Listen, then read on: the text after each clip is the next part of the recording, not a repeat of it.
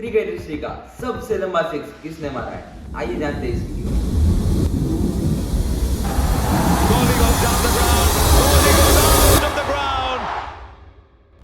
International cricket की बात करें तो अब तक का लॉन्गेस्ट सिक्स पाकिस्तान के जाहिद अफरीदी के नाम 70 मार्च 2013 को उन्होंने south African bowler Ryan McLaren के अगेंस्ट एक ऐसा सिक्स लगाया था जो 153 मीटर दूर गया था।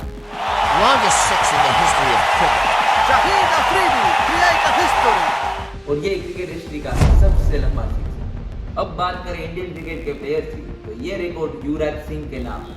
2007 के T20 वर्ल्ड कप में उन्होंने ऑस्ट्रेलिया के अगेंस्ट एक ऐसा सिक्स लगाया था जो 190 मीटर दूर गया था। Longest six by an Indian, and that's 119 meters long. सवाल ये है कि आपको क्या लगता है ये रिकॉर्ड कौन तोड़ पाएगा? कमेंट करके जरूर बताना और ऐसी अमेजिंग वीडियोस के लिए शेयर, सब्सक्राइब एंड लाइक। मिलते हैं अगली वीडियो।